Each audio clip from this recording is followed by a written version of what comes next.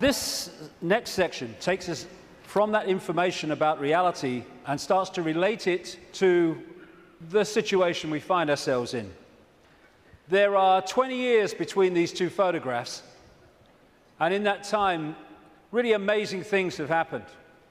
So many people have gone from that to that, and it's an exponential curve that's gathering pace all the time. And people are starting to see what is increasingly there, that we are watching the unfolding imposition of a fascist global state or communist global state. They're the same either way. I'm sure people in fascist Germany and people in Stalinist Russia thought there was a big difference between the worlds that they lived in. Different names for the same basic control system. But I would suggest that if we stay only at the level of the five senses, only at the level of the world we see banking scams, manipulated wars, Orwellian imposition, then we're not going to get truly what is going on. Because I say this, look at it. This world has been changing and is changing so rapidly in terms of all different aspects of this control system, the way they manipulate education, manipulate wars, put in the people they want as presidents, give us all this shite through food and drink, control the media, manufacture the global warming scam, big pharma, and 9/11 and all that stuff. And it's coming in such a coordinated way.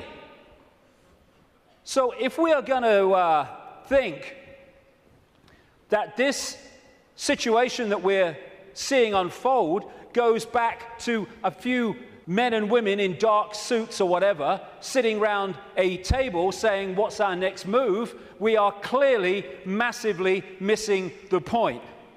And the vast majority of people who over the last few years have started investigating this, they will not go any further.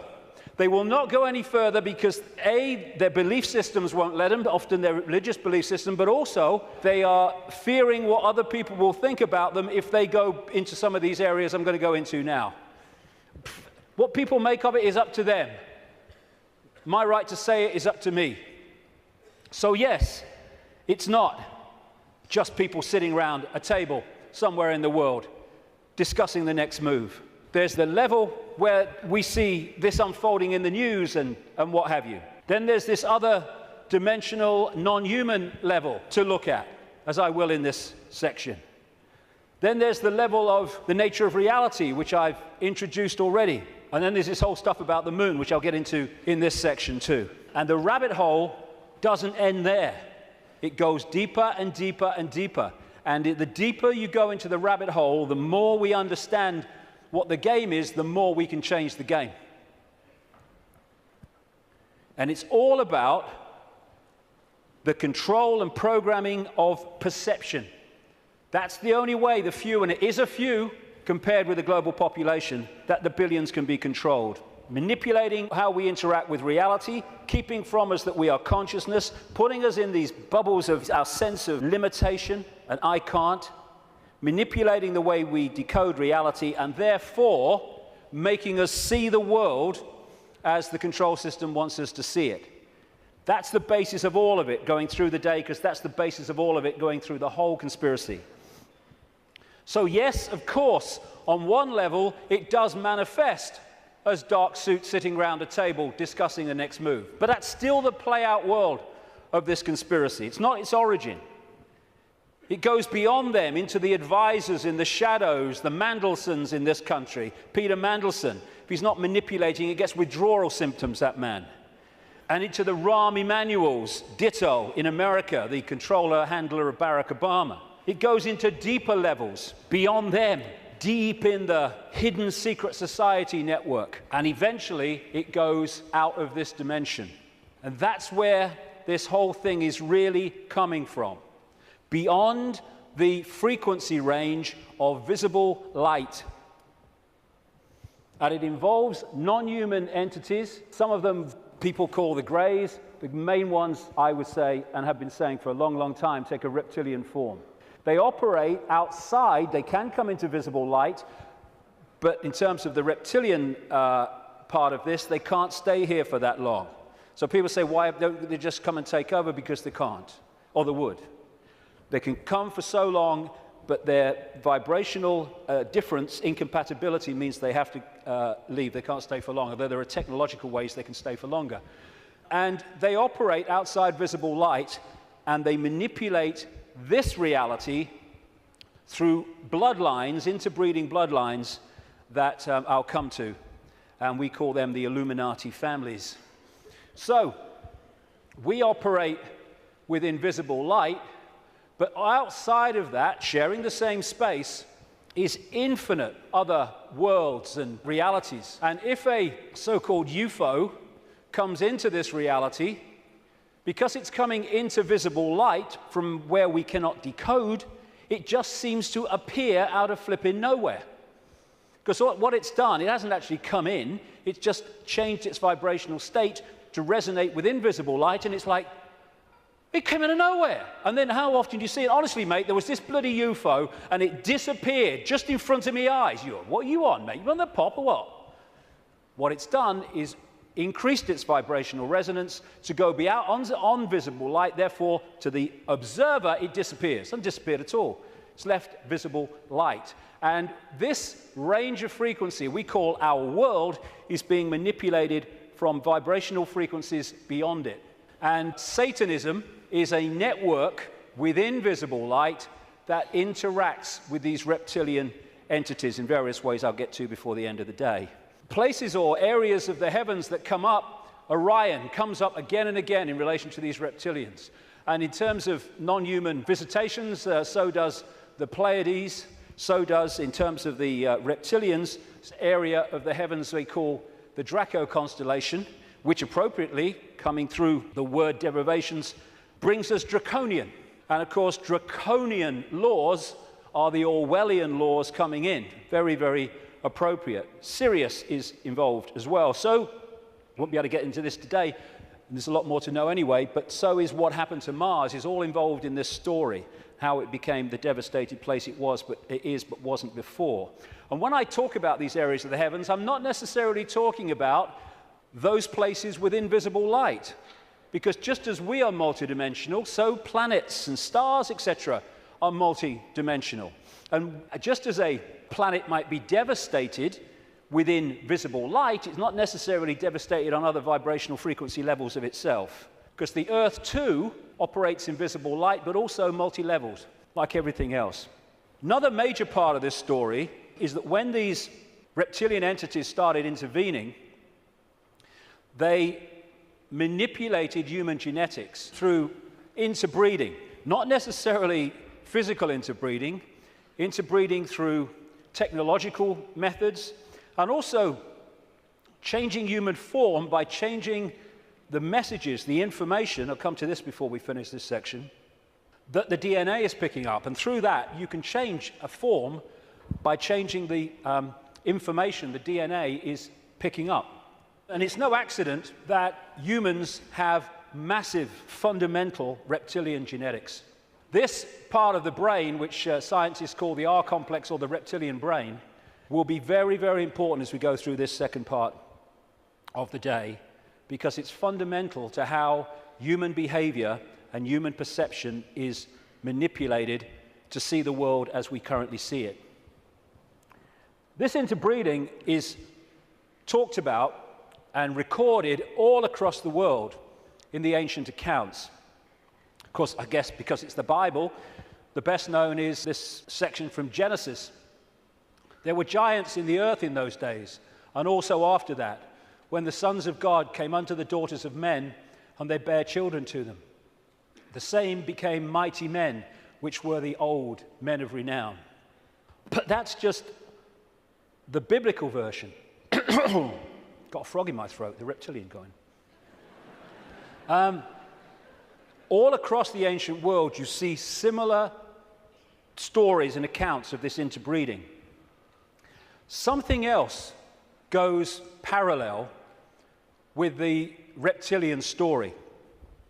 Again, not just in the Bible with the Garden of Eden and all that stuff, which of course the serpent was dominant, but across the ancient accounts.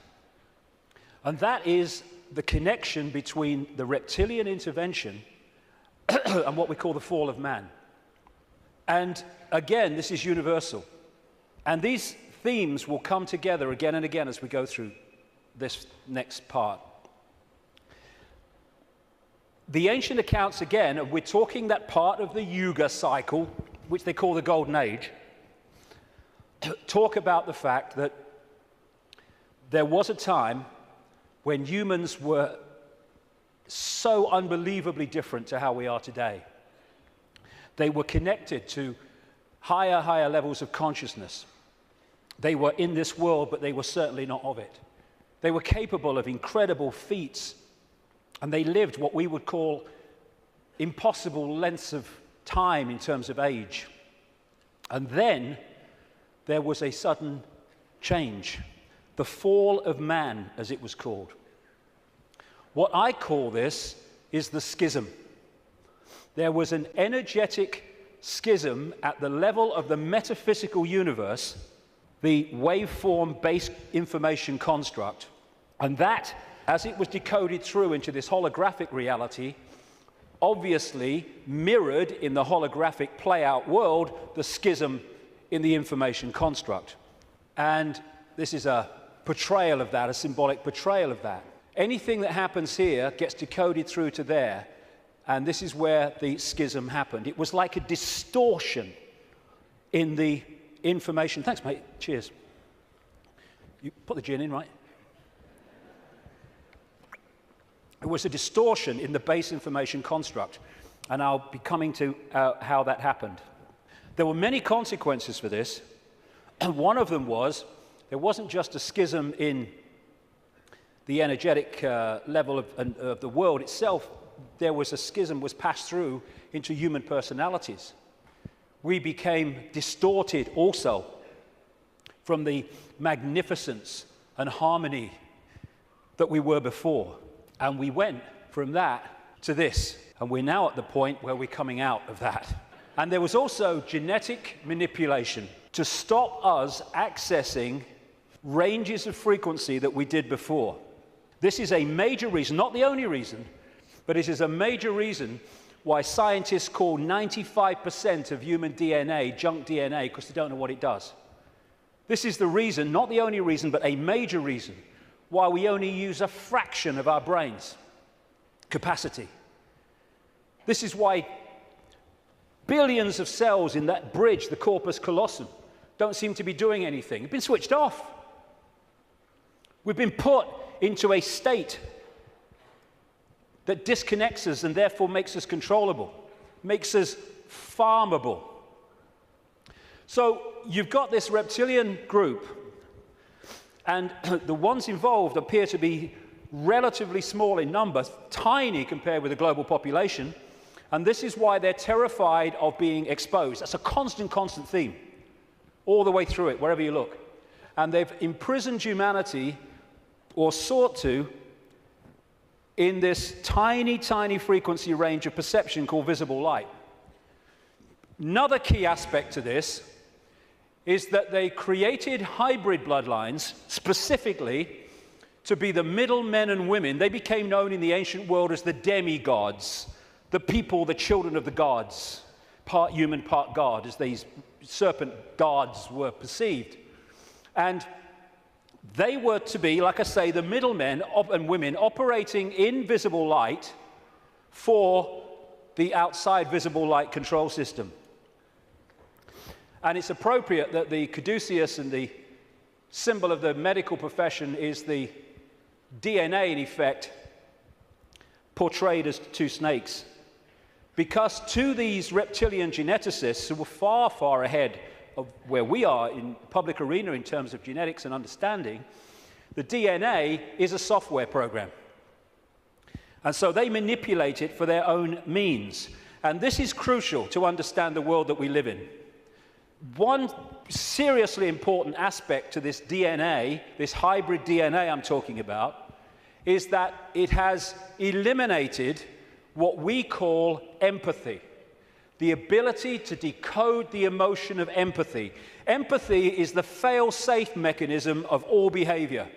If I can empathize with the consequences for others of my actions, that limits and balances my actions. If I have no empathy because I cannot empathize, then there are no limits. There is nothing that won't do. 3,000 dead on 9/11, who cares? Who cares? That's what we're dealing with. And this is vital to get across. If we look at this information on the basis of thinking, I wouldn't do that, so they wouldn't do it, then we're going to miss the plot completely. Because that's not like that. No, you wouldn't do it. They would, and have no emotional comeback whatsoever. The reason for the interbreeding, the hybrid, is vibrational compatibility. These hybrids have a greater infusion of reptilian DNA than the general population, although we have a lot. And therefore, the resonance is sympathetic to the resonance of these entities operating just outside visible light. And through this resonant connection, like two radio stations talking to each other, the possessing entity outside of visible light can control the thoughts, actions, perceptions of the intermediary, the demigod. And of course, the theme of possession is as old as history, right up to the present day.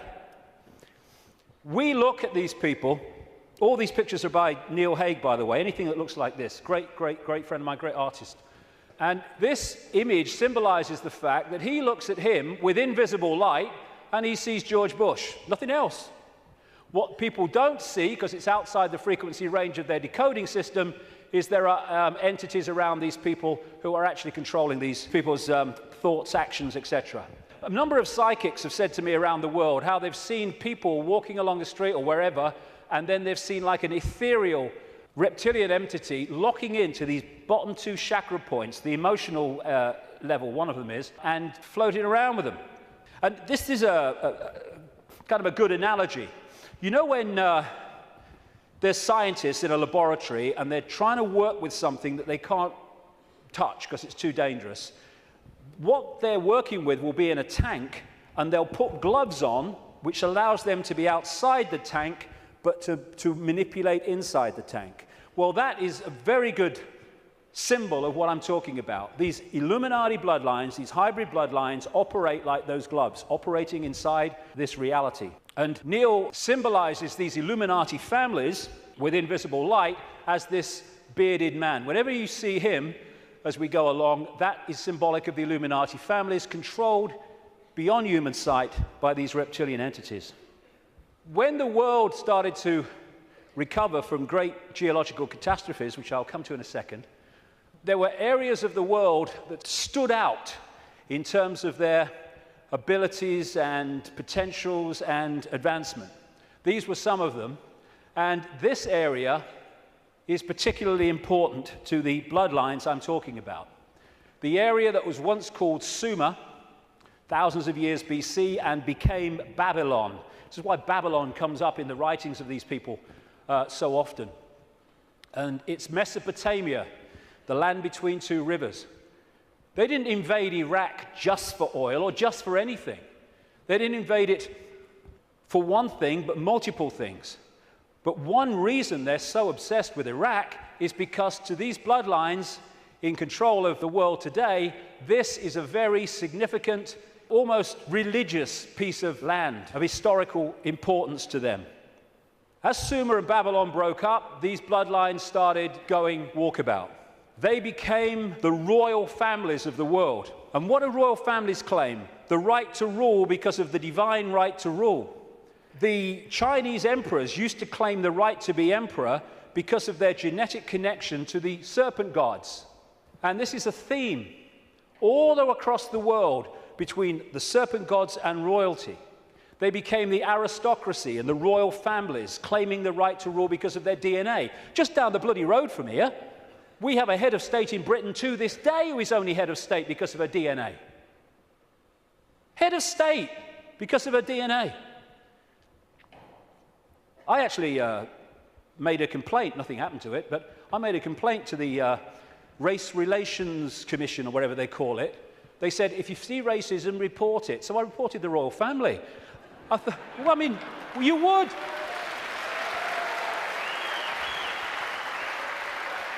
You would. Because they go, racism, we must stop racism. All these bloody politicians go, well, get down to Buckingham Palace then. You're saying you can only be head of state, not only if you're bloody white, effectively, but if you only come from the same bloody family. Ridiculous. Anyway, it's always been and it still is. And so these aristocratic and royal families moved on. Eventually, when the people started to rebel against overt royal control dictatorship, these families, some of them stayed in the royal families overtly, and there's still some around, like ours. But these families moved into politics, into banking, into business, and became the dark suit, but they still perceive themselves as royalty, as special, because of this genetic connection to the serpent gods. And through the British Empire, the so-called Great British Empire, and the other European empires, as these bloodlines moved up into Europe from the Middle East, etc., they exported these bloodlines all over the world.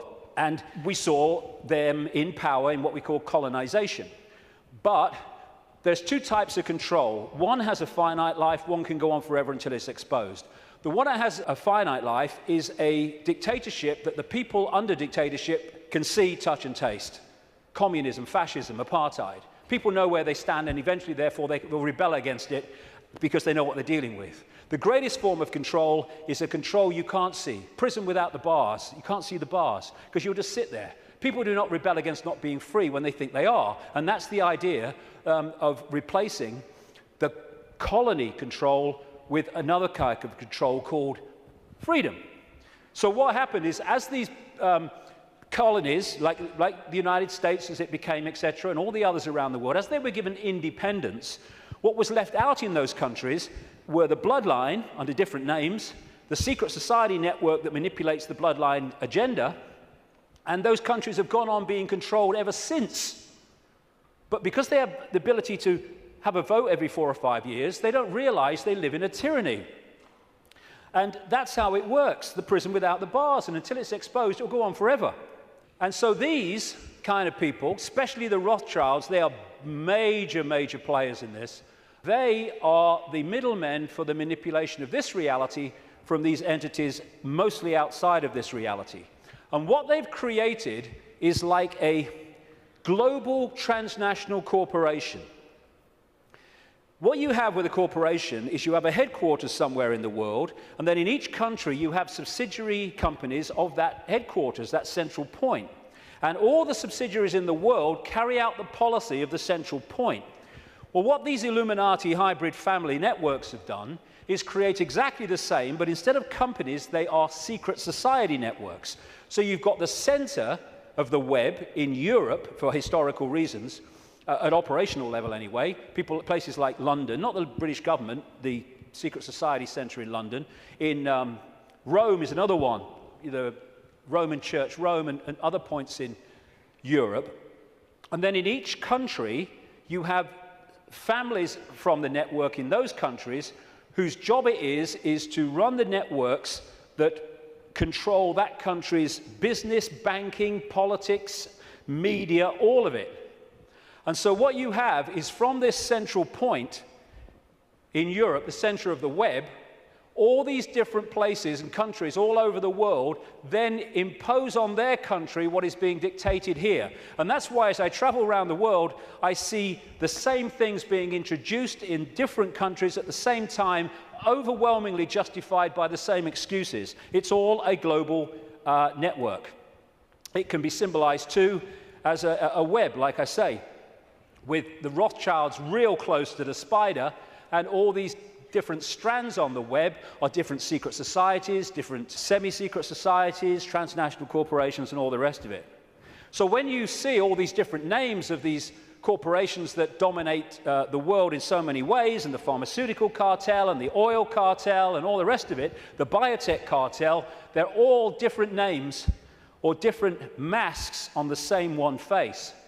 And so you have this structure where Outside of visible light, you have the reptilian control system, comes down through the Illuminati families, and they control the people in power to push the world in a certain direction. Another way of looking at it here. You see, all these different people, these fight among themselves and all the rest of it, though if it gets out of hand, they get sorted. So these sit on the top of all these different countries. They control these different areas of their societies, and the people are then played off against each other. These buggers don't go to war, they tell these buggers to go to war. And if we stop going to bloody war, game over. But we do. Ridiculous. That's part of becoming conscious.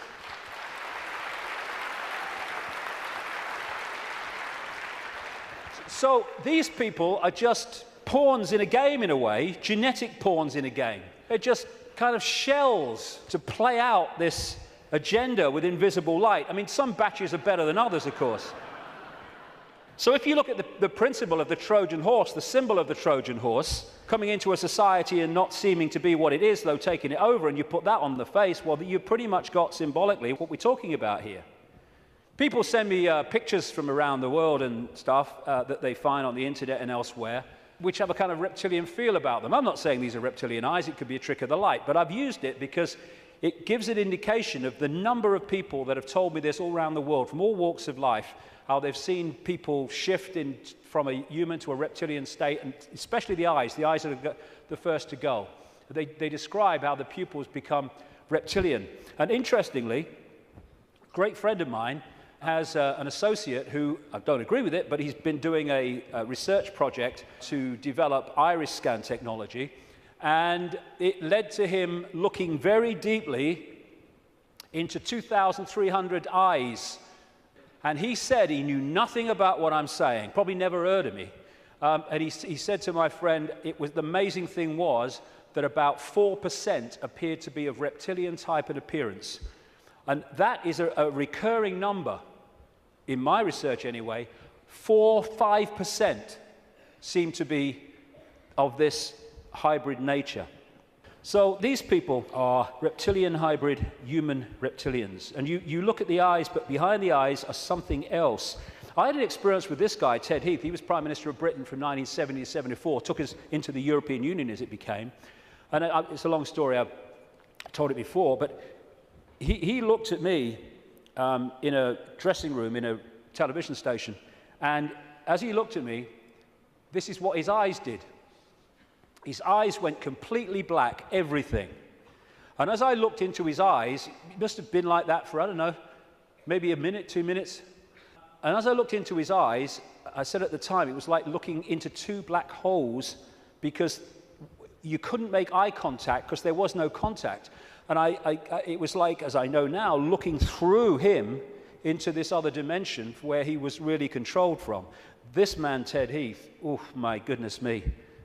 My goodness me. The children that guy has tortured and killed. And I've been saying this since 1998 in print, and he was alive for many, many, many, many years after that. And nothing happened. Why? Because it's true. And so these people are like hiding behind human form. And hey, I rest my case. I rest my case.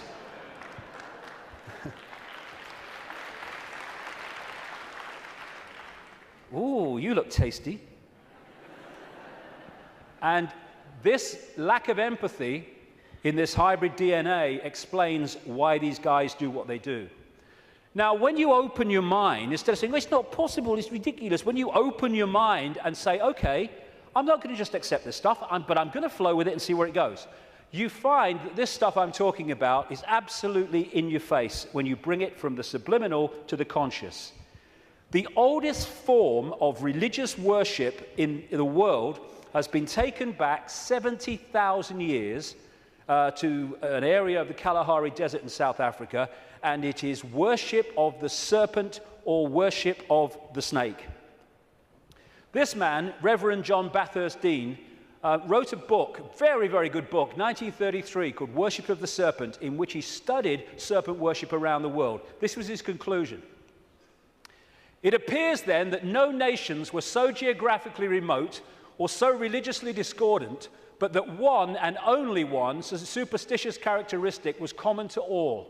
that the most civilized and the most barbarous bowed down with the same devotion to the same engrossing deity, and that this deity either was or was represented by the same sacred serpent.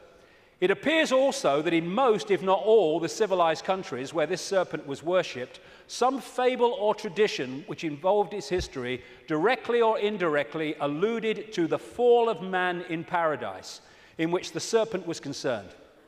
What follows then, but that the most ancient account respecting the cause and nature of this seduction must be the one from which all the rest are derived, which represent the victorious serpent, victorious over man in a state of innocence and subduing his soul in a state of sin, as he would call it as a reverend, into the most abject veneration and adoration of himself. Like I say, wherever you go, it comes up. You find obvious representations of the serpent gods. These were found in graves of the Ubaid people that preceded Sumer in what we now call Iraq. These were the Nagas, the shape-shifting reptilian people of Asia. The Druids used to worship a serpent god called Hu. If you play that word through, Hu man becomes serpent man, appropriately. The Egyptians used to worship serpent gods and represent their pharaohs as a result of that in this way. You had the cobra coming from the headdress there. You had the cobra head gear itself representing the snake. You had the belly of the cobra. The cobra is a constant common symbol of this serpent race. In Central America, you had Quetzalcoatl, the feathered serpent god, and the Mayan version of it was Kukulkan in places like Chichen Itza. Of course, right across Asia, Japan, China, etc., the very most dominant symbol of that part of the world is the dragon, which comes from this worship of the serpent gods. Folklore is full of serpent stories and what have you.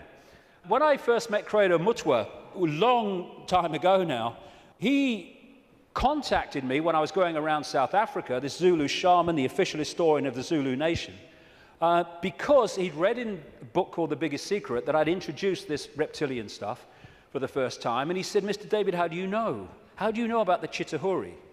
And I didn't know about the Chitahuri. Tell me. And he told me the story of African history where the Chitahuri, which translates as children of the serpent or children of the python, had taken over the world in the very same way that other parts of the ancient world described it. This is a painting that he did of one type of this Chitahuri from ancient and modern accounts. And he showed me this called the Necklace of the Mysteries. It says a necklace, it's very, very heavy, copper, and it goes on your shoulders. How he keeps it on his shoulders, I'll never know, it's so heavy. And he uses it as the historian of the Zulu nation, the symbols hanging from it, to tell the story of Africa and the world in general. And pride of place on the front is a non-human entity with a willy in come and get me mode and a human woman. And I said to him, what's all that about? And he said, this is symbolic of the interbreeding of the Chitahuri and humans to create these hybrid bloodlines, these children of the serpent. And then I asked him, oh, by the way, that's copper now, but in the original, and this Necklace of the Mysteries, by the way, is mentioned in accounts 500 years old, and Credo reckons it's about 1,000 years old, and it has a flying saucer on it, very clearly, a flying saucer hanging from it, which the storytelling says that's how the Chitahuri came here.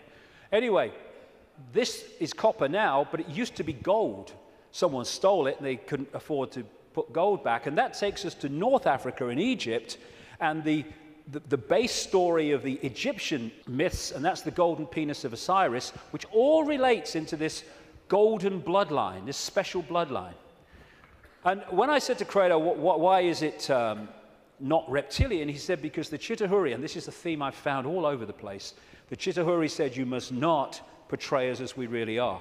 Some people did, most people didn't. They had to do it symbolically, so they made it absolutely, obviously not human, but not reptilian for fear of the consequences. And when I was writing the new book, Human Race, Get Off Your Knees, I came across a work in progress, I think it's finished now, by a man called Pierre Sabac, and he was producing a book called The Murder of Reality. And Pierre Sabac spent 7 years nearly pouring through dictionaries. He's crazy about words and derivatives, pouring through dictionaries and what have you, of all these different peoples and different languages and different eras. And he put together the fact that the language, the very language, if you follow the derivatives back from the language we use now and their origins, where the words came from, tell the story of this reptilian serpent god race taking over humanity, and also how they used to symbolize this race for reasons I've just said, not as they really were, but as eagles, as hawks, as owls, as angels. If you take the word angel back to its origin in Sabak's research, you get a word meaning snake or serpent. And so we have the eagle on so many countries' flags and logos, including the United States most famously. You have the owls, invariably with the goddess of Babylon, Semiramis or Ishtar. You have the story of the angels, especially the theme of the fallen angels, representing this reptilian race and interbreeding with humanity. And you have Horus, the son of God of Egypt, the virgin-born son, represented as a hawk, again with the reptilian imagery.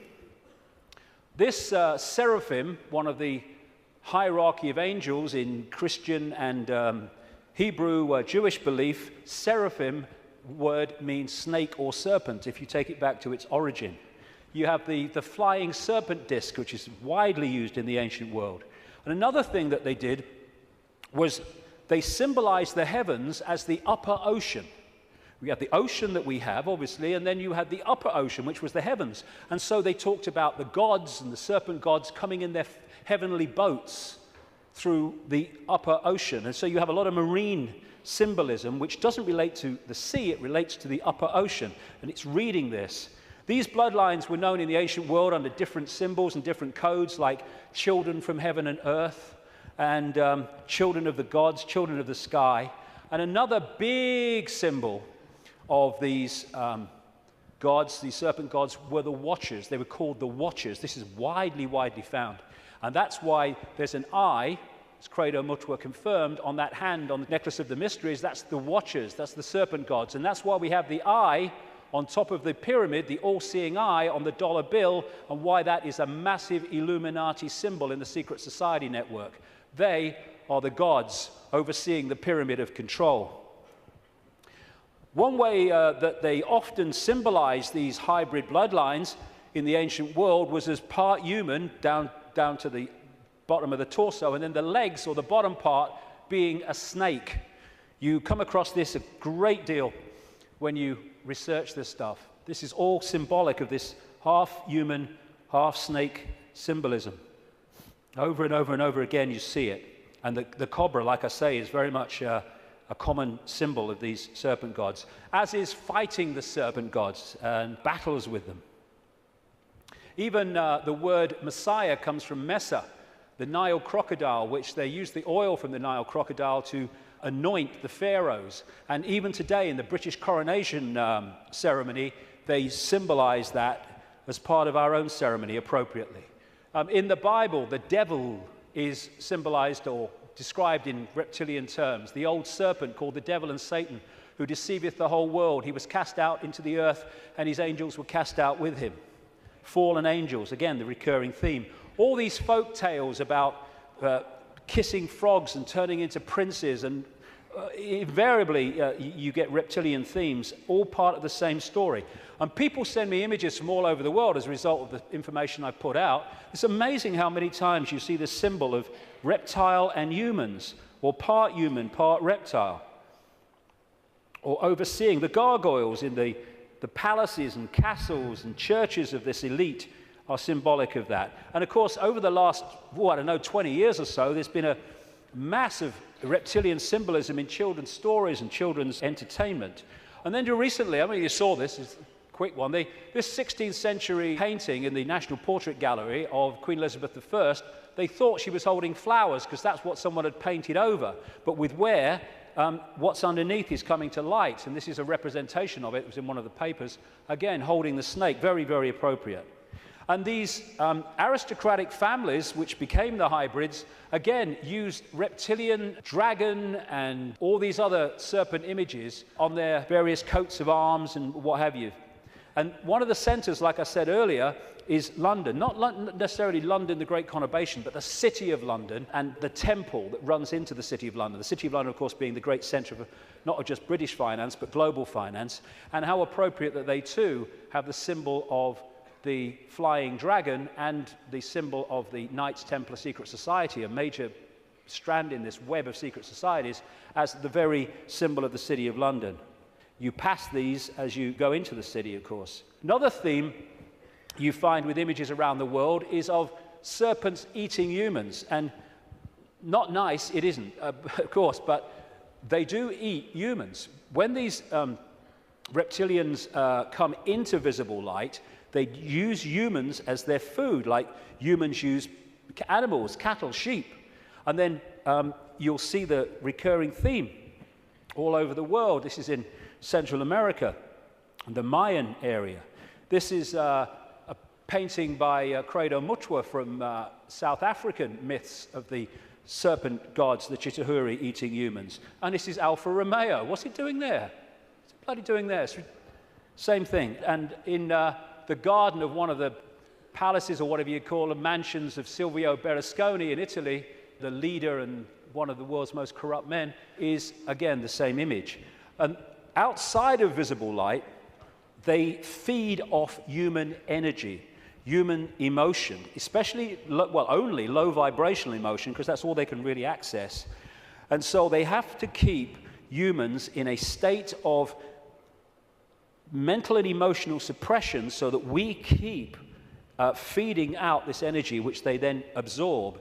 And that will become relevant in the next section when I get into why pedophilia is so widespread among this elite.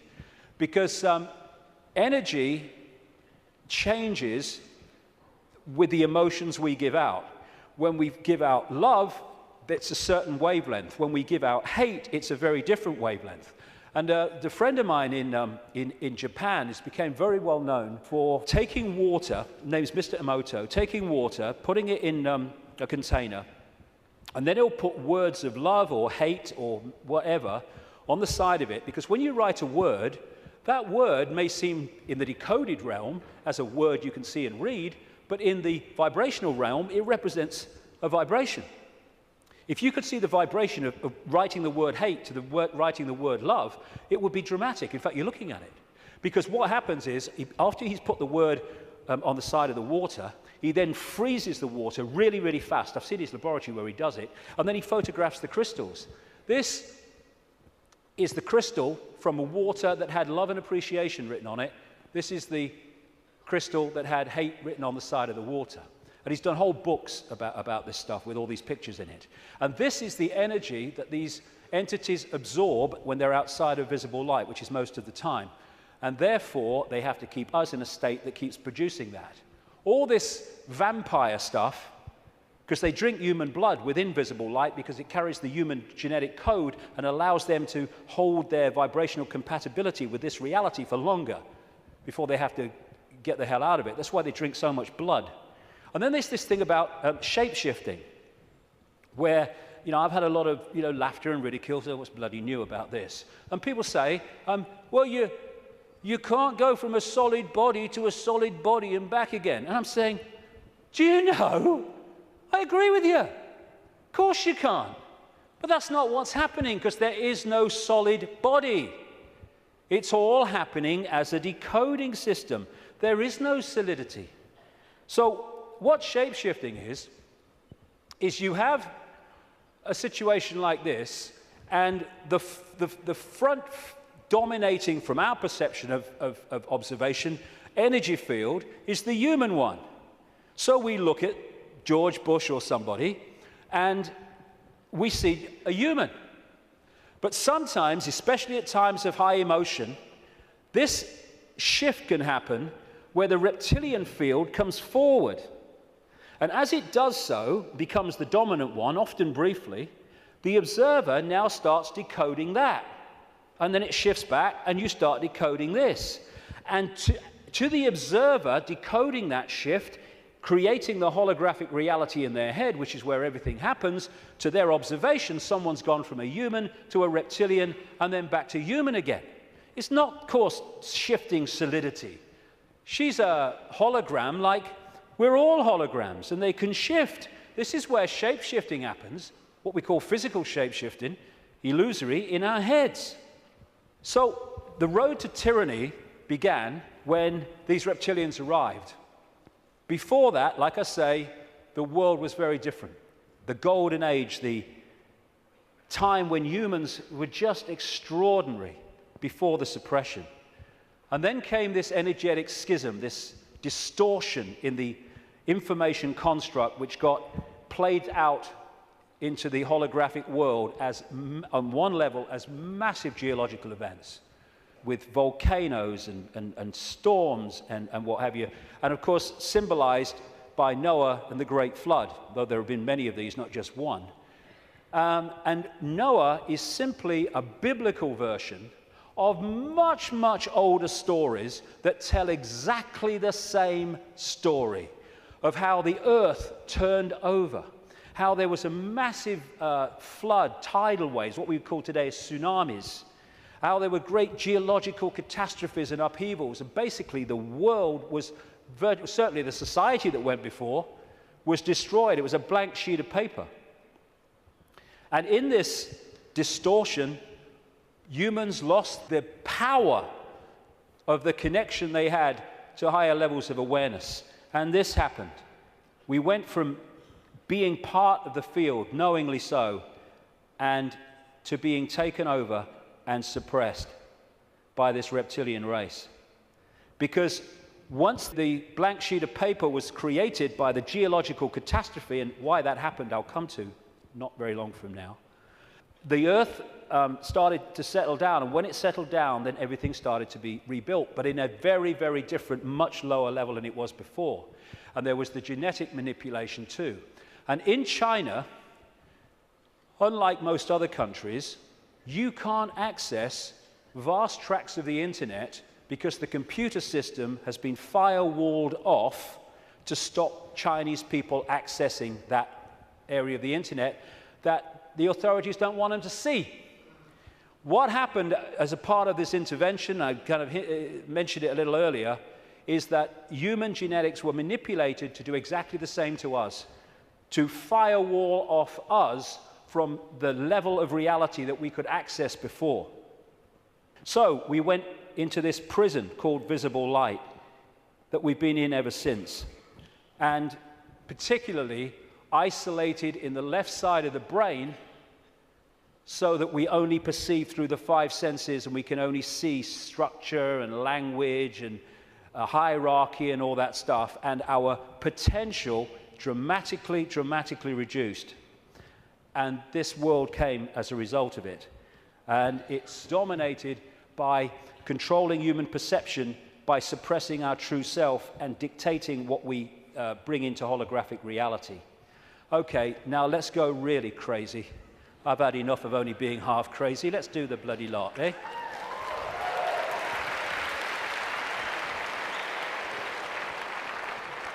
What I want to say before I go into this is this. One of the most profound ways that people are controlled is to limit their sense of possibility.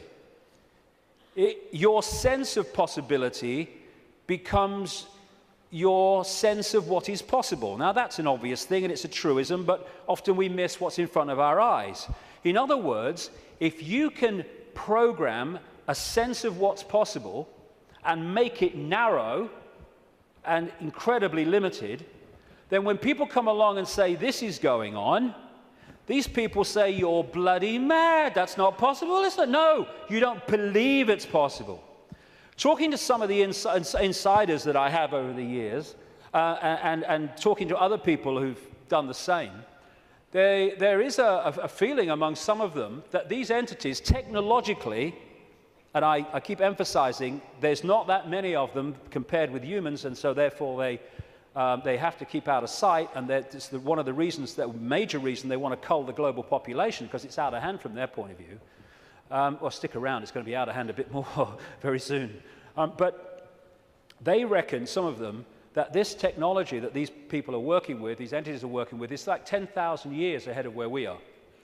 But that's a bit of a misnomer, because there's a line, like a Rubicon, of awareness of how reality works. And when you're this side of it, you are in a state of tremendous limitation. But once you cross it, by realizing the nature of reality that I've been talking about today, suddenly you can move very fast in terms of your ability and your potential and all the rest of it. But while we're here, they reckon we're there about 10,000 years ahead. So we're dealing not with what we can do, but with what very advanced technological entities will do. Not spiritually advanced, intellectually, technologically advanced. What happened was that I was writing this latest book, and I sat down one morning. I've had one or two thoughts about this before, but they've come and gone. But I sat down one morning at the computer to start writing, and it was like, I've had this so many times in my life, in the last 20 years. It was like an energy field descends upon me, and suddenly I just knew the moon was not what it seems to be. It wasn't the heavenly body, the natural phenomenon that we believe that it is. And from that moment, information started to come to me in the five-sense world, pointing to exactly that. Again, we come back to that line 20 years ago. Knowledge will be put into his mind, and at other times he will be led to knowledge. This combination has been constantly repeating, and it gets more and more powerful. First, I get an insight out of nowhere. The moon's not real. Where's that come from? And then suddenly it starts. I went on the internet, and within 2-3 minutes, I was expecting to find nothing. I just put on a few words indicating the moon's not real in the sense that we think it is. And bingo, within 2-3 minutes or less, I'd found this book, Who Built the Moon, by two researchers who've written other books. One of them an investigation into Freemasonry. And this book details the extraordinary anomalies relating to the moon. And they came to the conclusion, and I absolutely bloody agree with them, and a bit more than that too, as I'll come to later, that this is what we're looking at. The geometrical connections and everything, and the mathematics and the relationship between them in terms of size and position is just mind-blowing. And what I'm suggesting, and I'm not alone over the years at this level of it, though I think I might be alone at the next bit, that I'll come to in a second or a few minutes. I've been there before, I don't mind. Is that the moon is actually a hollowed-out planetoid by a very, very advanced race, and it was brought here to take the Earth over. And what they do, this seems to be a modus operandi. They bring these moons in, and as they bring them in, they fundamentally affect the Earth. I mean, the Earth is at the spin it is and is at the angle it is because of the moon. Massively so anyway, because of the moon. So when they come in, bingo, things change, and the society that was there before ain't there anymore. And then gradually they take them over in ways that I'll come to. So when the moon came in, and again, it's so important to come back from the holographic world to the base construct. We see a solid moon, yes, in the play-out world. But back here, it is an energetic construct in the metaphysical universe. And as it came in, and other things that happened, which I talk about in the book, it created this distortion in the information construct of the waveform information base of this universe. And as it did so, it was played out here in all this catastrophe and stuff that I talked about and the ancients talk about. It was played out as this great geological catastrophe and the great flood and all the rest of it. And what is a common theme that they talk about, the ancients, in relation to this? The earth turned over. And you think, how the freaking hell can the earth turn over? Well, what happened? What happened when the moon came in, the earth turned over? It's at an angle that it is today because of the moon. And so the distortion brought an end to the world that was there before, and we basically went back to rubbing sticks together because of what happened. And that distortion was played out in the human mind, the human perception, the human psyche, and we completely changed our perception of the world and who we are, where we are. So in Who Built the Moon, like I say, I do recommend it, the way it looks at the anomalies and everything, and the connections between these three bodies. And these mathematical, geometrical connections only apply to these three bodies in the solar system. They don't play out against the other planets, just these three. And the moon is so perfectly positioned that because of where it is, when we have an eclipse, it is the same size as the sun. That's why we have the eclipse. And the authors of Who Built the Moon say this: the moon is bigger than it should be, apparently older than it should be, and much lighter in mass than it should be. It occupies an unlikely orbit and is so extraordinary that all existing explanations for its presence are fraught with difficulties, and none of them could be considered remotely watertight. When you go on and you say, where'd the moon come from, you get this story. And like so much in what we call science, that people take it as fact, it's actually a theory which repeated becomes fact. But then you go back and you find that it's a theory. And the first one is the moon was created by what's known as the whack theory, or the big whack theory. And that is that a Mars-type planet came in, smacked the Earth, great chunk came off, and became the moon. When the physics of that didn't work out, they came up with the double whack theory, where the Mars-type planet hit the Earth, bit comes off or whatever, and then the Mars-type planet thinks, well, I'll give him one with the right, I'll give you one with the left, comes back and whacks it again, the old 1-2. Talk about bloody desperate. And the truth is, and honest scientists will tell you, they have no bloody clue where the moon come from, and it shouldn't, by physics, be there. This guy, Isaac Asimov, a Russian professor of biochemistry, did a lot of writing on this sort of stuff, and he said this, quite rightly: we cannot help but come to the conclusion that the moon by rights ought not to be there. The fact that it is one of those strokes of luck almost too good to accept.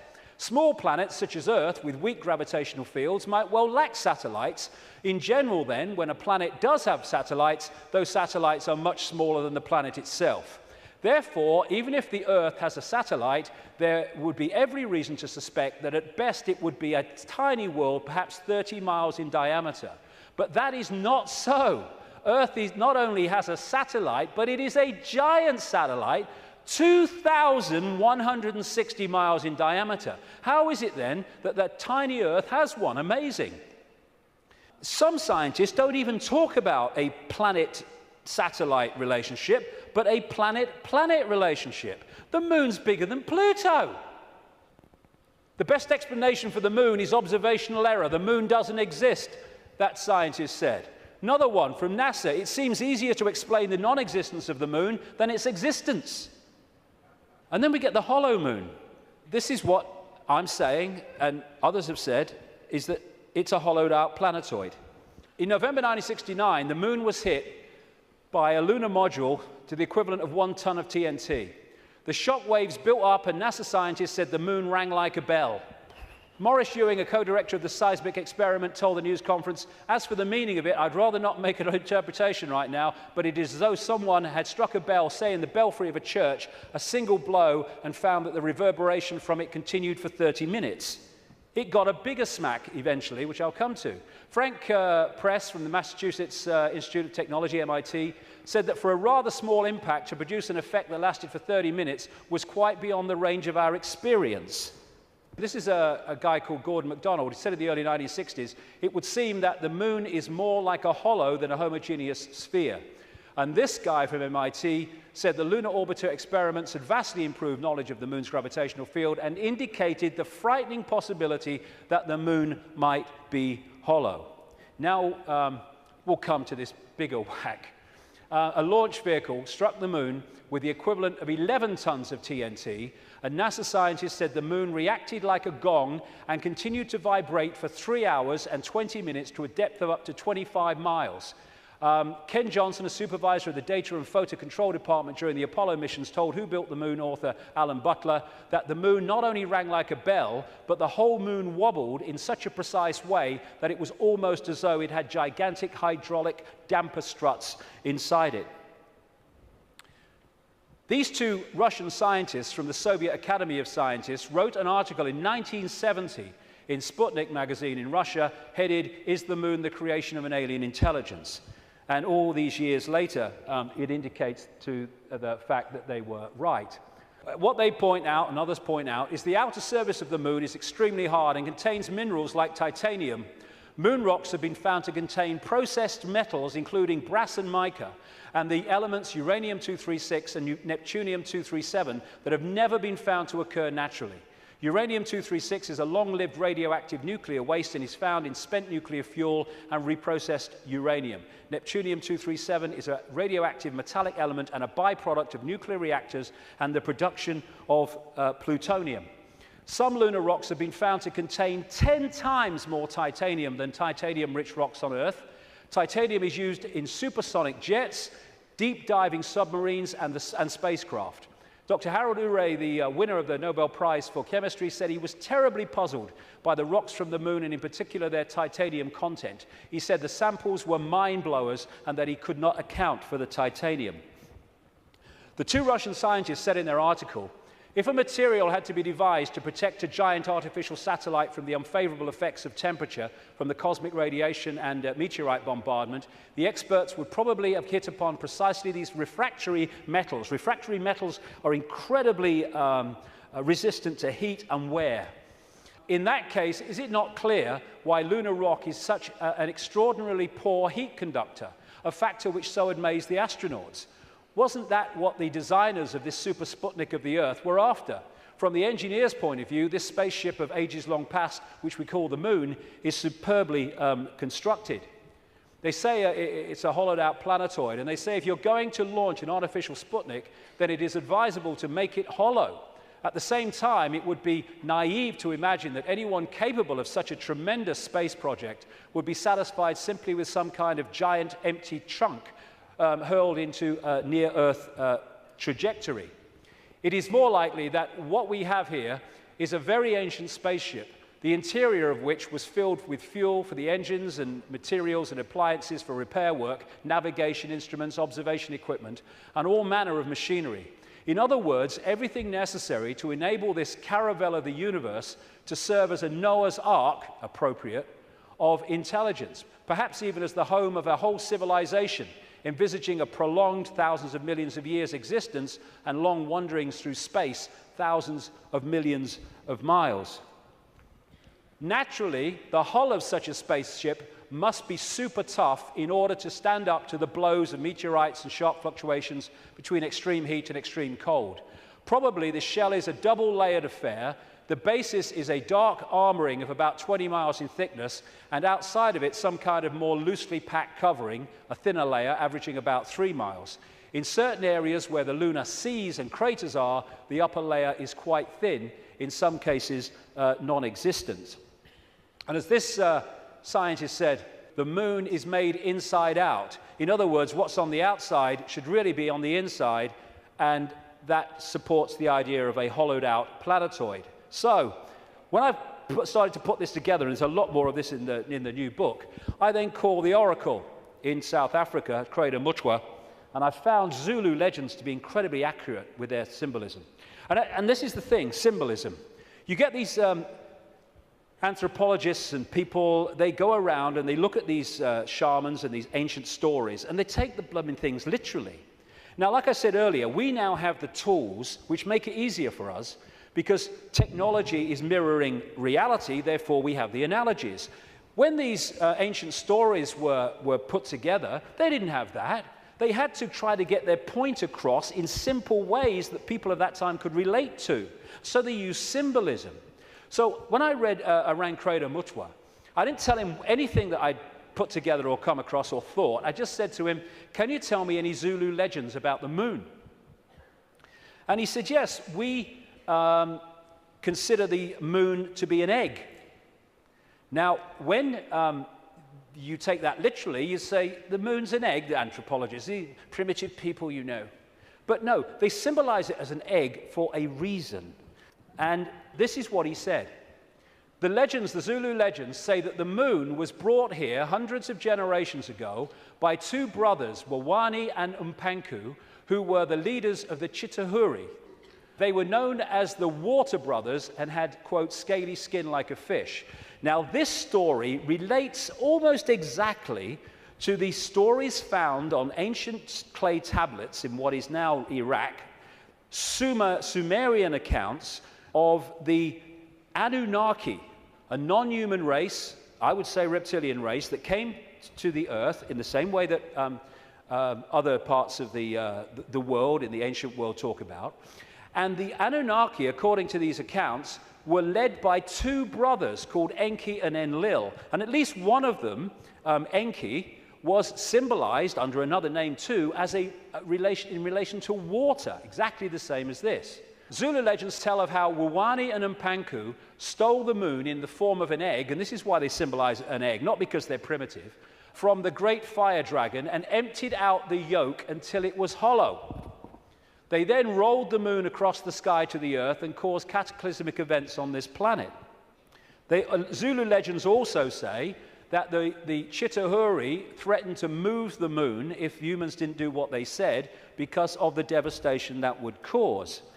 What the two scientists said about this 2-3 mile outer kind of protection, followed by a 20-mile impregnable layer, explains one of the anomalies of the moon, which the craters are pretty much of universal depth. Even though the scale of the impact and the size of the crater can be massively different, the depth is about the same, really, within a very short ratio. And that's, the scientists say, because it goes into the outer layer, the kind of buffer, but it can't go further than this inner protection layer that is impregnable. This guy, Don Wilson, wrote a book in the 70s called Our Mysterious Spaceship Moon. And these are some of the anomalies that he lists, and there are others that can be explained by what we're talking about. Why the moon is a freak world, too big and too far out to be a natural satellite of Earth. Why the moon has such shallow craters. Why some moon rocks are older than Earth and as old, at least, as the solar system. Why the moon seems inside out. Why the moon vibrates like a huge gong, transmitting tremors great distances around and through itself. How the moon can produce so many contradictions of data and findings. And I think it was in 2001, there was a series of people who spoke at the National Press Club in Washington who were insiders of government projects and space projects, etc., who came out to give evidence on things that they saw and were covered up and have never come to light. And one of them was this man, Sergeant Carl Wolfe. He was a precision electronics photographic equipment engineer based at the Langley Air Force Base in Virginia. That's the CIA Air Force Base. One of the planes in 9/11 flew out of that and never got there, wasn't meant to. But what he told at the press club was that he was called across to part of this base where they were putting together what they called mosaics. As the craft were flying over the moon and photographing it, they were taking different photographs and piecing them together to complete the landscape. And they had a technical problem, so he went over to try to help them out with it. And then a guy there who was working with his mosaics showed him something of interest. And this is what he said at that presentation in Washington. Then he pulled out one of these mosaics and showed this base, which had geometrical shapes that were towers. They were spherical buildings, they were tall towers and things that looked somewhat like radar dishes, but they were large structures. If I compare it to what I have seen now, because I do have photographs that have artifacts in them that are similar to what I saw, they're massive. And this is a thing, you think about the moon, massive. This is a thing that comes up. The structures and technology and, if you like, spaceships that these people work with, some of them are absolutely enormous, beyond our comprehension, because they've crossed that Rubicon of understanding how reality works and therefore what possibility is. Some of these structures are half a mile in size. They're huge structures. Some of the buildings seem to have very reflective surfaces on them. A couple of structures that I saw reminded me of cooling towers at power generating plants. They had that sort of shape. Some of them were just very, very straight and tall with a flat top. Some of them were round. Some of them looked like Quonset huts and with a dome, a kind of like a greenhouse. The particular shot that I saw, there were several clustered together over the landscape, a fairly large landscape. And other people at that press club presentation talked about how NASA systematically smudged out or removed any non-natural artifacts that they showed on the surface of the moon. And this documentary called Moon Rising, you can watch it on YouTube, I think, looked at photographs taken by something called the Clementine mission in 1994, I think it was, which took 1.8 million photographs, digital photographs of the moon. And you see the way that some things on the landscape were just blocked out. I mean, what's behind this? There's loads of these things which they've blocked them out. And then there's this, which has been smudged out. If you take it from another angle, there it is. What the heck is that? One of the kind of astounding things in this documentary is that they said they took this picture to a photographic expert who's worked with NASA, and he estimated that this was 10 times the size of Los Angeles. Because you're dealing with phenomenal understanding of how to create this technology because of the understanding of reality. And whatever it is, it certainly doesn't seem to be natural. You've got all these other things kind of smudged out, and you can only see even the smudging in close-up. And what I came across when I was putting this together is the Death Star in Star Wars. Now, George Lucas, as I've been saying in my books for years, is a massive insider in a galaxy far, far away. I don't think so. I don't think so. This is much closer to home. And, of course, in the Star Wars movies, the Death Star it looks very much, of course, like the moon, and it was constructed to move in on planets and take them over in the same bloody way that I'm talking about in relation to the moon, and there's more to know too. In many ways, this is so symbolic of what we're looking at here, and that's no accident with George Lucas involved. And interestingly, this is Mimas, a genuine moon of Saturn, and there's the Death Star. I found that quite interesting when you put them together. Anyway, there was also talk, and more recently there's been further talk in the last few weeks, that one of the moons of Mars, Phobos, is a hollowed-out asteroid. This guy said a long time ago in '63, chief of applied mathematics at NASA, that Phobos might be a colossal base orbiting Mars, and like I say, that's come back into the debate that it could be. And again, one of the Star Trek episodes was about a hollowed-out planetoid that became, in effect, a spacecraft, a world, and inside it. And so much of this science fiction that puts this stuff in our face as fiction ain't fiction at all. They're getting it from fact.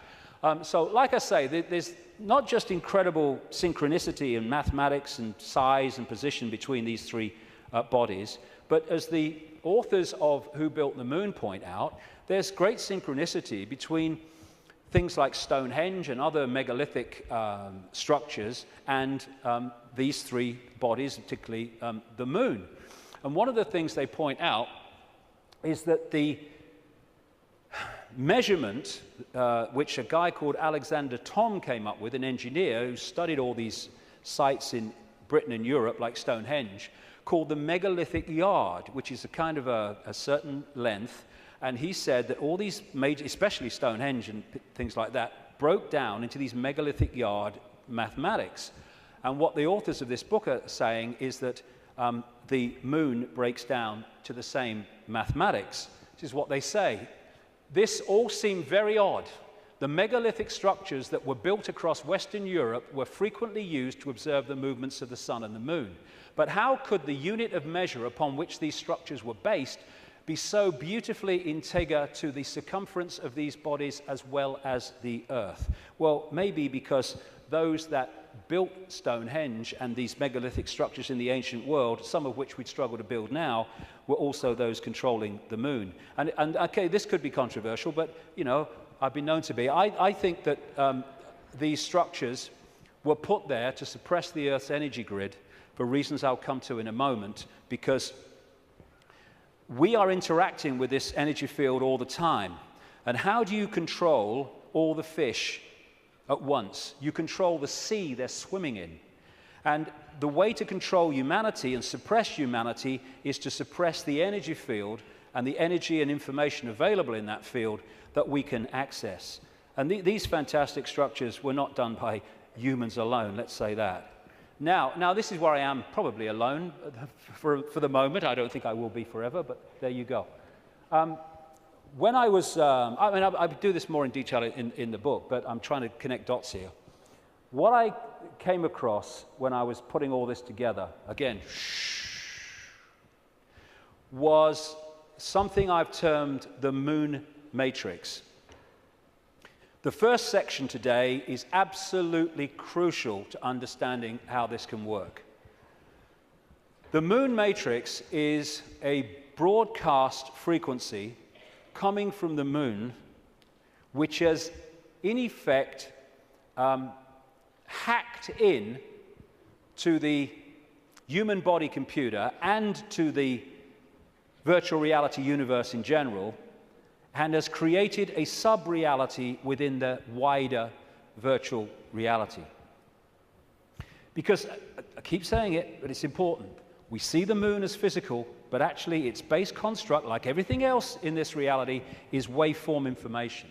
And I would say, and of course I think this is going to become more obvious as the years pass, I would say the moon is actually not just what we've talked about so far, but it's an interdimensional portal through which entities and energies can come out of one reality through into this one. It's their means of entry.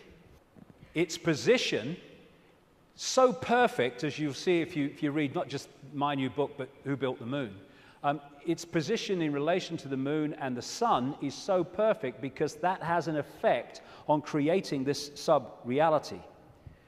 I'm saying that this frequency is broadcast from the moon and has created a sub-reality which we are constantly decoding, and that the genetic manipulation of humanity, so widely described by the ancients, was to take this body computer and tune it in, connect it to this frequency range I'm calling the moon matrix. This is Neil Haig's concept of moonopoly.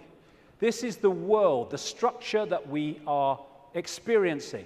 This box, recurring, round and round, limited world. And I am suggesting that we are being massively influenced. In fact, we have been turned into a hive mind by these broadcasts, which are holding us in a sense of limitation, to the point where it operates as a default mechanism. Soon as you start to awaken, if you don't keep it going and stick with it, then you'll default back, because the pressure of this moon matrix is pushing us into this tiny sense of limitation. So what virtual realities do is they basically hijack the five senses and get them to decode the information in the computer game and take it into reality. I'm saying that this moon matrix has done exactly the same, and it is part of the modus operandi of how planets are taken over in this way. Our five senses have been locked into something else, and we're decoding a fake reality. Basically, we are connected to this symbolically, which is a hive mind, which is why we are so herd-like when we weren't before. And if people are going, "Whoa, okay, what?" Just stick with me, because the layers will go on.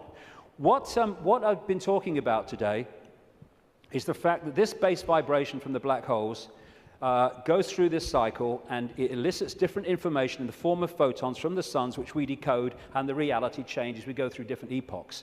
What I'm saying is that this moon matrix has hacked in to that photon energy stream and has done what the Chinese authorities have done to the computer system in China. They have stopped us accessing vast amounts of the virtual reality universe that we used to before.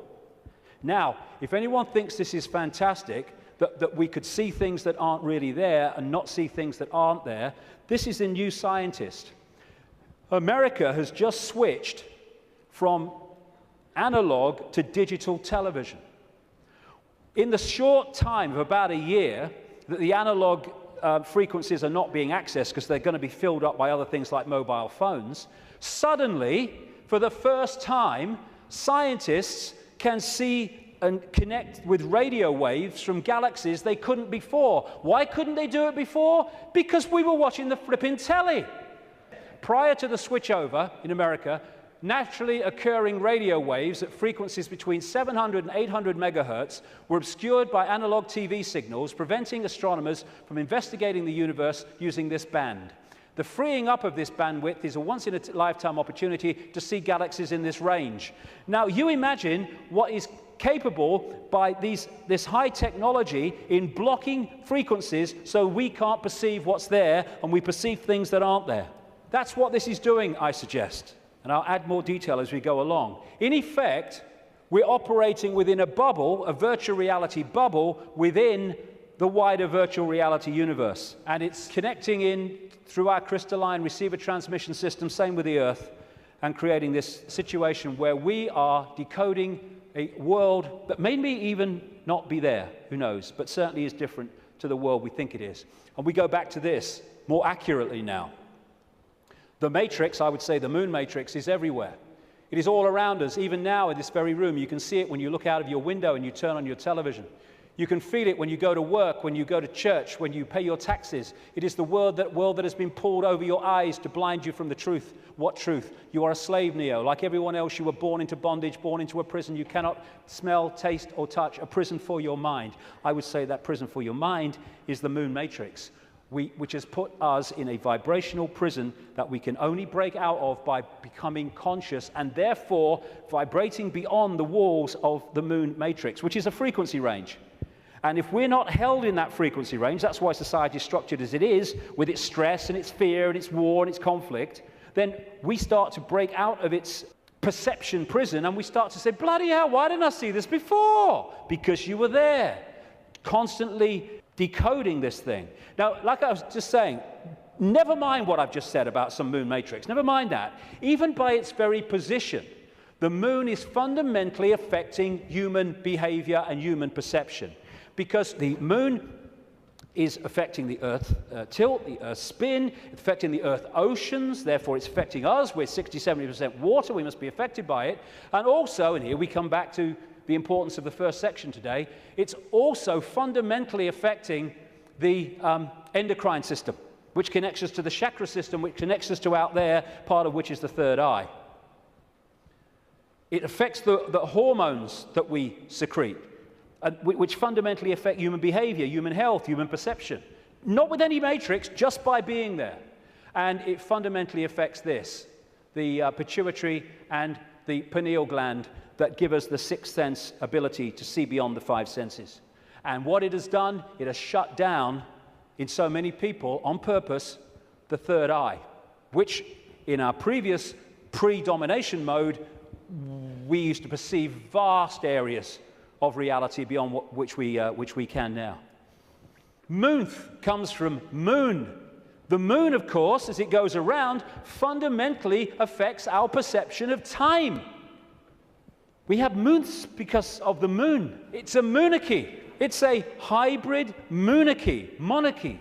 And one of the major ways they control us, seems to be a modus operandi again, is money, controlled by the Rothschilds. Now, I saw a film some years ago called They Live. It was a B-movie, and it was not just produced and directed. He wrote the music, every bloody thing, by a guy called John Carpenter. You follow John Carpenter's movie-making history, and you will see that he bloody knows a great deal. He'll say he doesn't, he bloody knows a great deal. He does movies and horrors and Satanism and all this stuff, and he did this movie called They Live, and I thought it was very symbolically accurate when I first saw it, but now it's unbelievably accurate. For those who haven't seen it, you go on YouTube, put John Carpenter They Live in, you can see it in sections still today. The story was this. It was set in the future, but the future was about now, because it was a few years ago now. There was a massive economic depression, and this guy comes along with his tools on his back. He's walking around America trying to find a job in the building industry. He gets a short-term one at this building site. At the end of the day, one of the other builders said, do you have anywhere to stay? Because there's a massive economic depression. People are living in tent cities and corrugated iron makeshift villages on wasteland. Exactly what's happening in America now, incidentally. And he's now having nowhere to stay. So anyway, he goes back with him to stay at this corrugated iron tent little village thing on the wasteland. And he starts getting interested because there's things going on across the church, across the way, that seem very strange to him. And the villagers mocked up some kind of television in a kind of Heath Robinson way. And when they're watching the television, suddenly it breaks out of the main channel, and there's just a man's face on the screen saying, they're here, they're controlling, you don't know, all that stuff. And then there's a police state raid on this village and on this church, and they bring the bulldozers in and the police and the helicopters, and they destroy the village. And this builder guy gets away, and he comes back, and he goes snooping around the church, and he finds some cardboard boxes. And he grabs one and runs into a back passage behind buildings, and he opens the box wondering what's in it, and there's sunglasses. And he's disappointed. Sunglasses? What are all these sunglasses in a church for? So he thinks, oh, I'll have one. He puts them in his pocket, throws the others away, walks off into the street. And that's where we pick him up. When he puts these sunglasses on, suddenly the world looks very, very different. It looks like this. He starts to realize that there are people that look human to his naked eye that are anything but human when he puts these sunglasses on. Not only that, where he's seeing adverts with his naked eye, drink Coca-Cola, holiday in Jamaica or whatever, what he can see with the glasses on is subliminal instructions: conform, stay asleep, consume, watch TV, submit, and all the rest of it. All on levels that he can't see. Other people who haven't got the glasses, they're interacting with various people, but he can see are not human. He looks at the president making a speech. He's not human when he looks at him through the glasses. Same with a number of people in law enforcement. Newsreaders were the same. And where it goes is that at the end of the movie, they realize that the reason that people cannot see without the glasses, what he can see, is because there is a frequency being transmitted from the top of a television tower, which is preventing the population seeing what they would normally see if that frequency wasn't being broadcast. And what they do is they break the broadcast frequency, they stop the dish working, and people are sitting in bars, and suddenly they can now see the guy next to them's not human. What a bloody laugh that would be, wouldn't it? And there's people out having sex and then realizing, hey, I didn't really come home with you. Tell you the funny thing, a lady in Canada told me this story happened to her. I spoke in Canada years ago now, and I met this lady. She was a power-dressing businesswoman, you know, very of this world. But she'd had this experience, and she was shaking when she told me the story. She said that she got this boyfriend who had a dark side, she said, that he knew about and he was trying to deal with. And they come home, and they go into the bedroom, and there was a shelf at top of her bed, and standing there was the book, The Biggest Secret, which for the first time I introduced this reptilian thing. He then goes crazy, she said, when he sees the book. And he got her to throw it away. Oh, what are you reading that rubbish for? And all that stuff. Mind you, he's not alone in that. And then they start having sex. And he's kind of on top of her. And she said, I had my hand on the bottom of his back. And suddenly he started getting very, very violent. And I started getting frightened. And she said, then my hand was pushed back. And she said, I looked over his shoulder.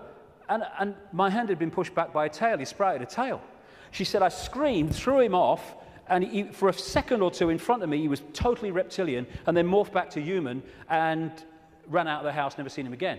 But these bizarre stories that are bizarre to our reality, I've been told all over the world by people from all different walks of life, people in the Swiss banking system and all that stuff, all different kinds of people.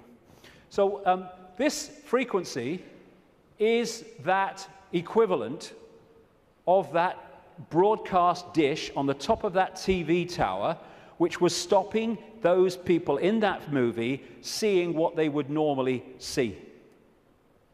Now, when we bring this down into the reptilian world, well, it gets interesting, because we live in a society that is an expression of the reptilian brain. This man, Carl Sagan, a cosmologist, very famous, he wrote a book called The Dragons of Eden, in which he was looking at the effect of reptilian genetics on human behavior. And he said, you cannot, in effect, understand human behavior without understanding the reptilian aspect of all this.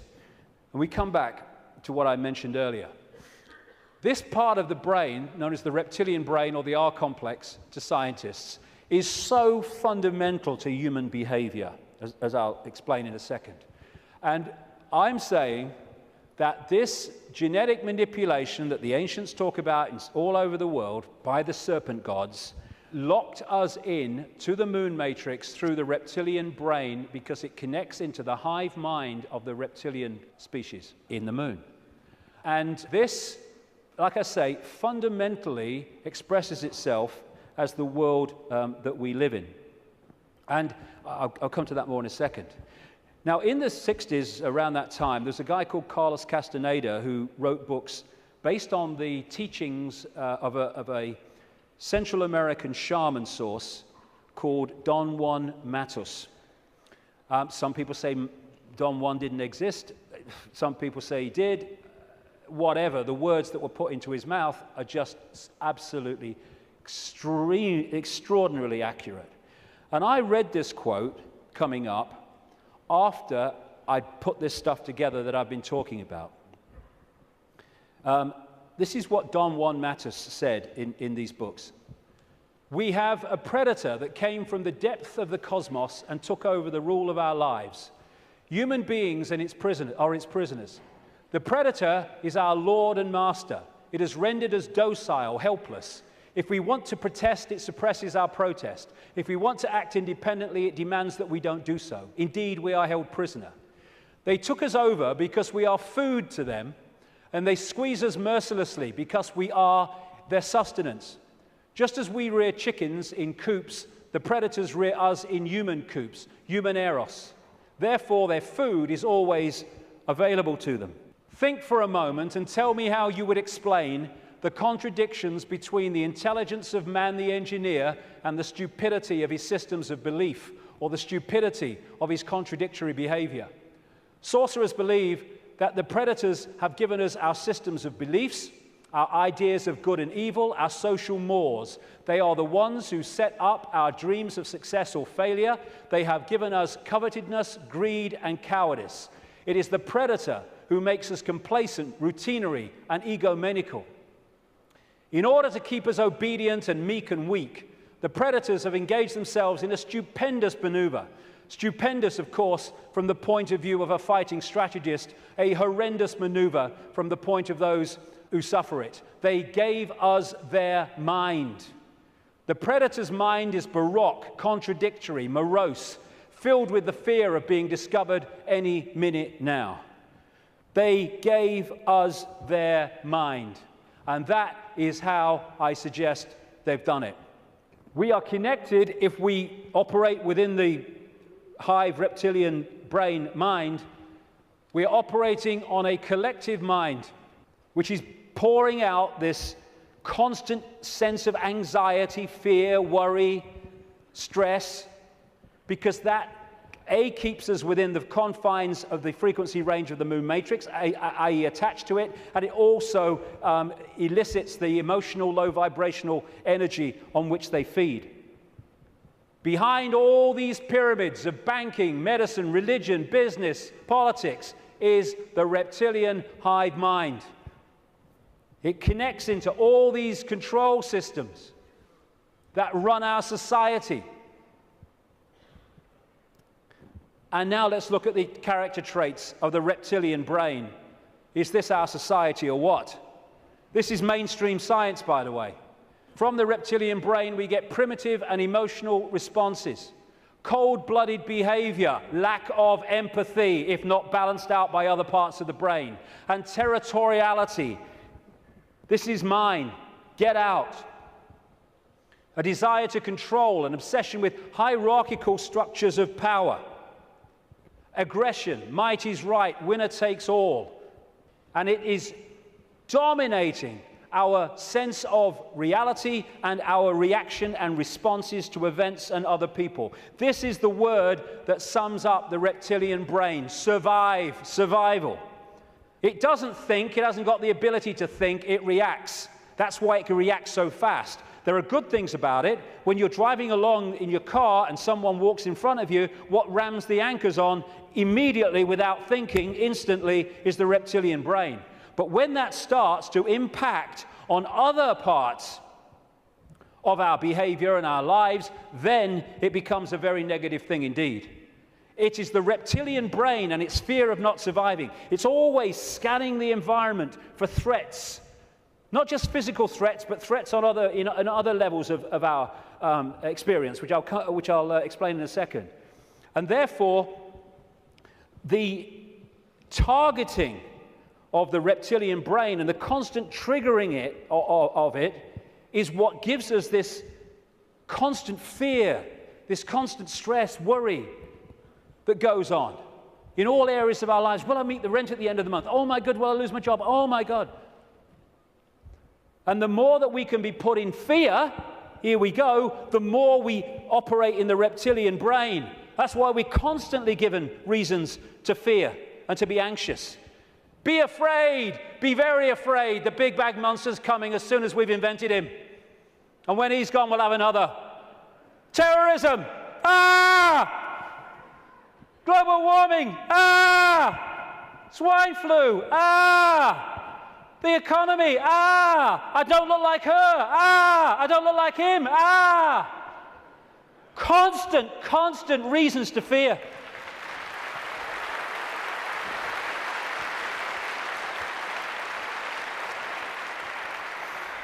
Locking us into the control system. And it's not just physical survival. It's survival of status, of power, of reputation, superiority, intellectual preeminence. Acquiescence to a hierarchy and authority is another aspect of the reptilian brain. I know my place.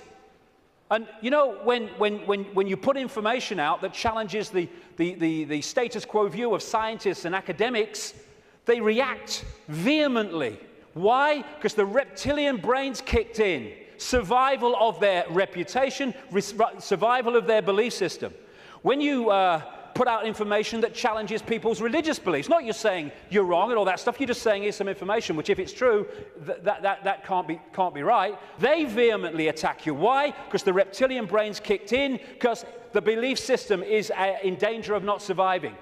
Fear of money. Money is fundamentally reptilian brain. Two polarities of it. One, fear of not surviving, fear of not having enough to pay the rent, to eat. And on the other hand, you can get so locked into the reptilian brain, and this is what the hybrid bloodlines do, that you equate survival with far more than is necessary to survive. So you get people, especially in these bloodline networks, who have got more money than they could spend in 100 lifetimes, but they get up with the sun every morning to go and earn bloody more. It's an obsession, it's an addiction, and it's connected to the reptilian brain, which fundamentally drives our perception of reality. Don Juan Matus again. I know that even now, though you never have suffered hunger, you have food anxiety, which is none other than the anxiety of the predator who fears that at any moment now its maneuver is going to be uncovered and food is going to be denied. Through the mind, which after all is their mind, the predators inject into the lives of human beings whatever is convenient for them, and they ensure in this manner a degree of security to act as a buffer against this fear. Sorcerers of ancient Mexico reasoned, here we go, that man must have been a complete being at one point, with stupendous insights, feats of awareness that are mythological legends nowadays. And then everything seems to disappear, and we now have a sedated man. What I'm saying is, what we have against us is not a simple predator. It is very smart and organized. It follows a methodical system to render us useless, modus operandi, done it many times. Man, the magical being that he is destined to be, he's no longer magical. He is an average piece of meat. There are no more dreams for man, but the dreams of an animal who is being raised to be a piece of meat, trite, conventional, imbecilic. This is what becoming conscious brings us out of. Control of perception is the bottom line of this conspiracy. You know, I'm all for exposing 9/11s and banking scams and not engineered wars, but this is the bottom line. And if we miss it, then we're going round in circles and we'll get nowhere. Interestingly, the Zulu legends say that before the moon came, they used to worship the sun as female. And then everything changed.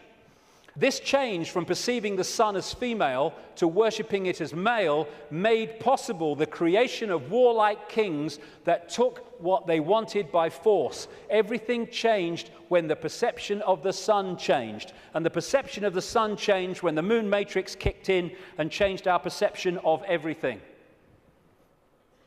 And in so many ways, this Avatar movie, I'm not saying Cameron symbolized it like this, I'm saying what it symbolized to me. The blue people, who were in total harmony with everything else, I'm saying to me are symbolic of humans as we were before the predator came. And then the American troops with their high technology, let's kill people, we want these resources, so let's just go and get them and destroy everything to do so. They symbolize to me this reptilian intervention. And they even have in the Avatar movie, of course, the concept of the possession of the blue people so that they could infiltrate their society while outwardly looking like they do and not being known to be who they are. These reptilians look down a different timeline to us because they're on a different wavelength. They're able to see further into what we call the future than we are. And therefore, if you access this network of secret societies, especially the inner circle, you can access the projected future of human society, which this is planning. Therefore, you can write prophetic novels which further down what we call the timeline turn out to be staggeringly accurate. All you need to do is to access that projection. And you do it by accessing the secret society network. This, the Fabian Society in London, created in 1884, is one of those societies. The deeper inner core that have access to that timeline and that projected agenda. And this guy was one of them, a Fabian. And that's the Fabian logo, by the way. The wolf in sheep's clothing. Perfect. Perfect. It created, in effect, the Labour Party in Britain, and it influences massively the left, not only the left, but what we call the left centre of politics, not just in Britain, but in other countries. Australia too, for instance, very, very powerfully. When people have said to me in the past, you know, what's planned, I've said to them, well, you can read two books and see it, just put them together. George Orwell's 1984 and Aldous Huxley's Brave New World. This was published in 1948, this was in 1932. Put the two together. This talks about the drugs and all the rest of it and the mind control. This talks about the sort of police state. Put them together, you got it. They were incredibly prophetic. I've been saying for years they weren't novels, or their source wasn't novels. Turns out that Aldous Huxley taught French to a man called Eric Blair then, now George Orwell, at Eton College, and introduced him to the Fabian Society. And this was the knowledge base, plus no doubt others connected, where they got these concepts. And what they said all those decades ago, Huxley's case 1932, is now happening in incredible detail. And it seems that Orwell rebelled against what he heard and wrote 1984 to try to expose it. And some researchers suggest, they may well be right, that he called it 1984 when it was set kind of about now, because 1984 was the 100th anniversary of the creation of the Fabian Society. We've reached a point where these entities and their hybrid bloodlines, the Illuminati bloodlines, they think the takeover of humanity is almost complete. And when you look at it, it may seem to be that that's the case. They think the game is over. It's gone so far. They must be bloody joking. These people...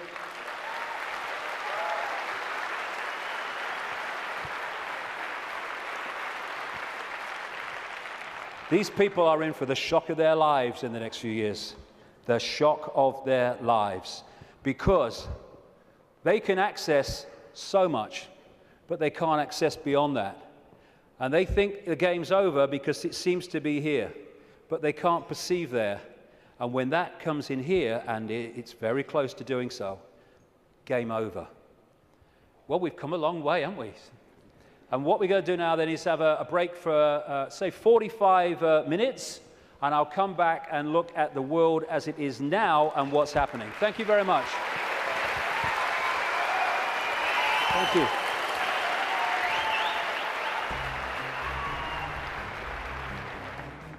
Very good so far, yeah. The reason I'm here basically is to find out exactly what's going on in the world and find out exactly what the hidden conspiracy there is that's going on today, basically. It's not just David Icke that's saying this stuff about the moon. There's Alex Collier, the Andromedan contactee, who says that the moon was towed here from Ursa Minor, which is near the Alpha Draconis star system, by the reptilians. I don't think he's necessarily said anything that I haven't known already, but he's very eloquent, and he's put it together in such a beautiful package that it just makes it very easy for anyone to understand. I just like the way David puts things across, you know, he's not afraid, he's got no fear in him whatsoever, doesn't give one iota about what people think, and I think we can all learn from that, definitely.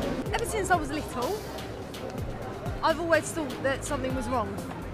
The way that society, because I believe that reality and the system that we live in are two completely different things. I've found it very difficult to concentrate in school because I was always told what to believe. It was very structured, and whenever I used to ask why, nobody could ever give me an answer. And it seems that David Icke seems to give those answers and opens up your perception to new possibilities. Some concepts of it I can agree with, definitely with the controlling aspect of it, because there's got, like, when you look at the controlling thing, there's got to be a way how they're really keeping us controlled. So I would say with that aspect of it, yeah, I do agree with it. I have read and I have seen many videos, and I think he's great because there is a lot of truth in everything he says, and there will be a lot of changes from now on. I admire what he's doing. I think he's got a lot of courage to step out and enlighten a lot of people about what's going on in the world that the majority of us don't really understand or know about. So he's, I give him a thumbs up, really.